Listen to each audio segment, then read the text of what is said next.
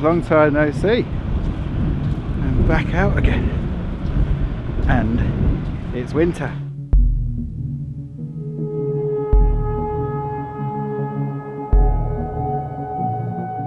So I've done a little bit of wildlife, got a just a nice little stone chat, but my real reason for being here is to do some seascape photography.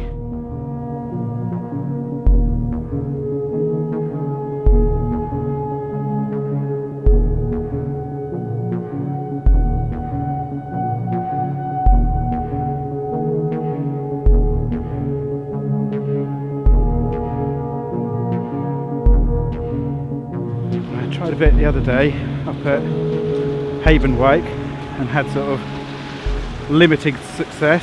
One image that was okay, but I'm here to improve upon that basically. So I've come out to Flamborough Head. It was one of these things because it just had snow, and I thought, should I go to the moors, get some nice snow landscapes? But I've been sort of planning to come down here for a while, and sometimes you've just got to stick with your plan, because I could have been traipsing around the moors looking for a composition and it wouldn't have been worth it. So yes, here we are, Flamborough Head instead.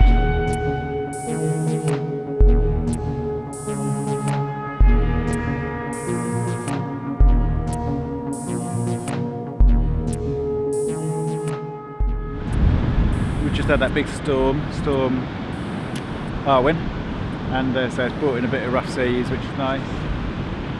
Although I have got wet feet already. Yeah, so I've just come down here basically, tide's going out, and I've been working on this sea stack here. So I was hoping to catch a little bit of the last sun on here, because I'm over here, we're on the East Coast late at night, late in the evening, and I got a little bit but kind of missed it by the time I got set up. So the images I have got, I'm not sure if I'm going to put them into like monochrome yet or not. I'm just going to have to see how they go when I get on the computer. But I've been working on that stack behind me. Whilst it was still light enough, I had my 10-stop filter on there to really smooth everything out, and was playing around with that. It's getting darker now, we're heading into the blue hour, so I'm going to continue to shoot without my filter and see if I can get any nice shots. I'm hoping the clouds are going to speed up a little bit so we can get a little bit of cloud trails. But yeah, we can see what we get.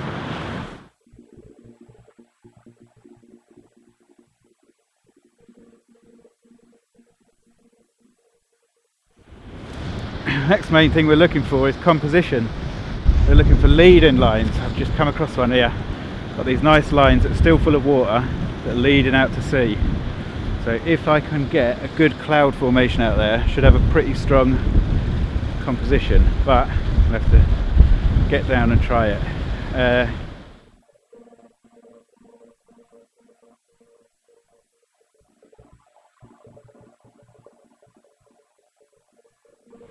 Now it's dark, so you probably can't see me, but I'm going to have to call it there, because I've got to get home and put my children to bed.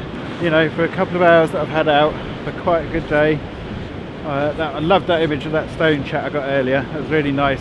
Some of the sort of most confiding stone chats I've come across for a while. And as for the landscape, I'm not sure. I've been on a bit of a landscape hiatus for a while. I'm a bit out of the swing of it, but I'm going to have a fiddle with them and see what they look like. I think there may be one or two in there that I'm pretty happy with. So we shall see. We shall see. I managed to get a nice shot of this lighthouse reflected in one of the pools of water left by the retreating sea, which was quite nice. I was quite happy with that. I think I crushed the blacks a bit on it, but you know, it's a good idea to come back and explore, and that's kind of what today's been about.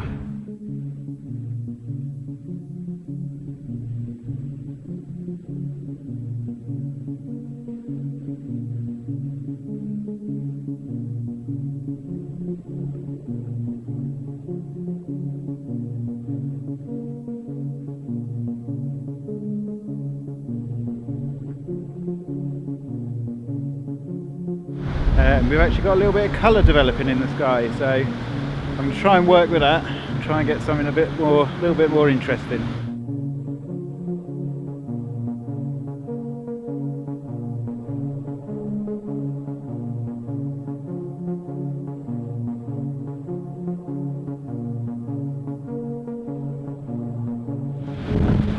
Right, I hope you can hear me.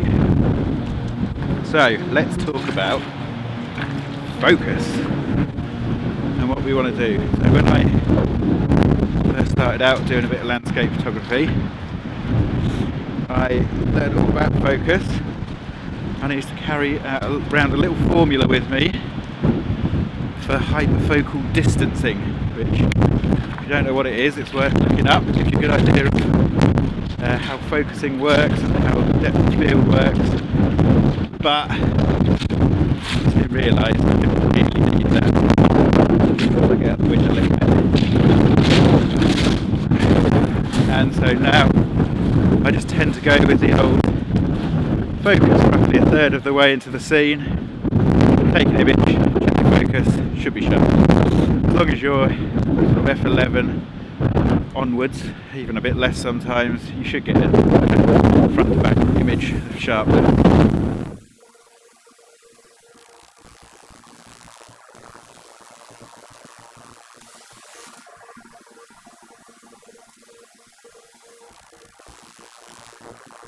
So another thing that's good to play around with when you're doing, well, that I like to play around with when I'm on the coast, is shutter speed.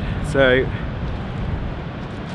I've got a 10-stop filter, and I use that for really long shutter speeds, up to like 30 seconds. So you get that nice smoothed out sort of milky look, and it's pretty good, but you don't always want that, obviously. So if you're going to the other end, somewhere between like half a second and 2 seconds, you should get those nice trails as the sea pulls out or comes in, and it just adds a little bit of dimension to your shot. I usually vary it depending on what I'm doing compositionally, so I find that smooth, completely smooth shot looks pretty good if you've got a real strong compositional element. If you don't have that, or if you've got a smaller element in the scene, it can be good to do the shorter shutter speed, because you add a bit of sort of movement around it and it draws the attention to it. So yeah, it's just worth playing around with. I mean, there's no hard and fast rules, it's all about playing. So yeah, just have a play and see what looks good. It's been it's quite tricky when you like wildlife and landscape photography, because sometimes you don't know where to go. I was setting up for a shot and a group of turnstone landed right beside me, so I had to get my long lens out and I had to shoot them. And yeah, sometimes it can be a bit hard. I try and go out and be focused, but you know, photography is about having fun and getting some good images. So you know, if I do come across something that I think I should get, I will change my plan slightly.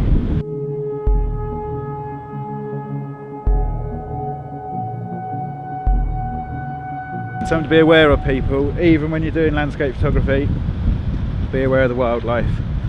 With this little flock of turnstone, I made sure that I didn't disturb them.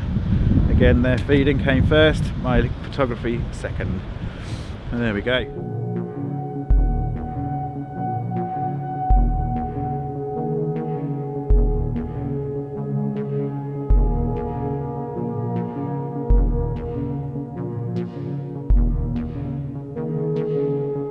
So there we go, back at the car. So if you've enjoyed this video, please don't forget to like and subscribe and leave us a comment. And yeah, until next time, happy shooting.